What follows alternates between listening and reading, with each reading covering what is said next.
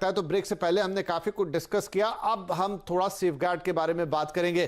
तो राजशेखर साहब ये बताइए मुझे कि अगर आपके फोन पे अटैक हो ही जाता है तो सुरक्षा के क्या उपाय हैं, क्या कर सकते हैं आप?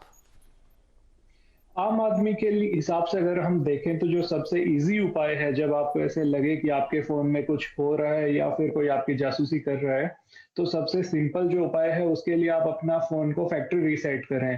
फैक्ट्री रीसेट करेंगे तो आपकी सारी जो उसके अंदर ऐप डाली हुई है या फिर कुछ भी मेलवेयर स्पाईवेयर कुछ भी आया है तो वो ऑटोमेटिकली चला जाएगा। लेकिन कई बार क्या होता है, कुछ केसेस ऐसे आए हैं जहाँ पे फॉर्मेट करने के बाद में वापस से जब फोन ऑन करते हैं तो वापस से मेलवेयर आ जाता है, स्पाईवेयर आ जाता है। वो इसलिए आता है क्योंकि हम फोन को तो फैक्ट्री रीसेट कर लेते हैं, लेकिन प्ले स्टोर के अंदर हम अपनी जो जीमेल आईडी डालते हैं उसका पासवर्ड हम लोग चेंज नहीं करते हैं। पासवर्ड हैकर्स के पास होता है, और अगर आपका ईमेल का एक्सेस किसी के पास है तो आपके फोन में इजीली कोई भी दूसरी ऐप डाली जा सकती है। इसलिए अकेले फैक्ट्री रीसेट से कुछ नहीं होगा।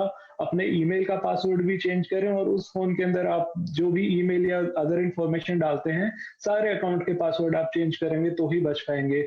अब दूसरी चीज यहाँ पे ये आती है कि कुछ लोग गलत फहमी के अंदर अलग अलग तरह के एंटीवायरस भी डालने लग जाते हैं उसको स्कैन करने के लिए, और ये करने के बाद में लोगों में भ्रम पैदा हो जाता है। क्योंकि जैसा आप बता रहे हैं कि बैटरी सबसे बड़ा मुद्दा है यहाँ पे। लोग जब इनकी बैटरी अब नॉर्मल बिहेव करने लगती है तो लोग एंटीवायरस डालने लगते हैं। एंटीवायरस भी इतना बैटरी खाता है कि लोग सच में ये सोचने लग जाते हैं कि अब तो पक्का ही इसमें मेलवेयर है। इसको डिटेक्ट करने के लिए फिर कब आप उसको रीसेट करें उसका भी एक छोटा सा ट्रिक है, आम आदमी के लिए भी बहुत जरूरी है। अगर आपका फोन अपडेटेड है तो जितने भी नए अपग्रेड आए हैं उनके हिसाब से जो आपका नेविगेशन का आइकन है, जब भी आपका नेविगेशन ऑन होगा, जीपीएस इस्तेमाल होगा, यूज होगा, तो नेविगेशन का आइकन हमेशा आपके स्क्रीन में हेडर के ऊपर आपको दिखाई देगा। अगर हमेशा वो विजिबल होता है तो आप सोच लीजिए कि कहीं ना कहीं कुछ गड़बड़ है, और आपका बैटरी का बिना एंटीवायरस की ऐप के बैटरी का अब नॉर्मल बिहेवियर है, तो आपको शायद कर लेना चाहिए फोन को रीसेट।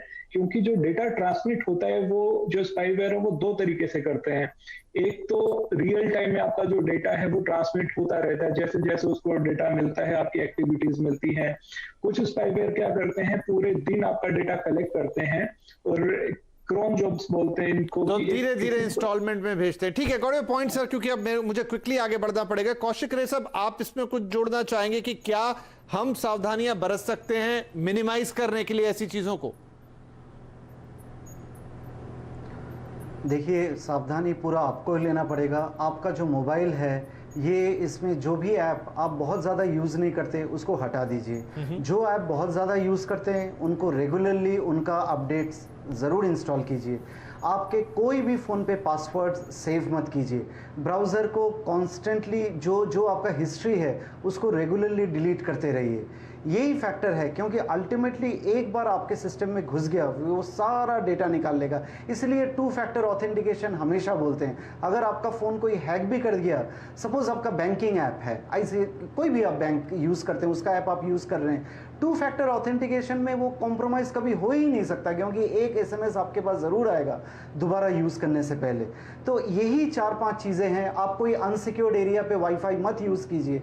छोटी छोटी सावधानी बहुत ज़रूरी है, क्योंकि आपका वाईफाई से कॉम्प्रोमाइज़ हो सकता है, आपके ऐप से कॉम्प्रोमाइज़ हो सकता है। जो बड़े बड़े ऑपरेटिंग सिस्टम हैं, iOS है, वो कॉन्स्टेंटली नए नए पैचेस निकाल रहा है, एंड्रॉयड कॉन्स्टेंटली नए पैचेस निकाल रहा है, उसको किया कीजिए, इसको बिल्कुल डिले मत कीजिए। और कोई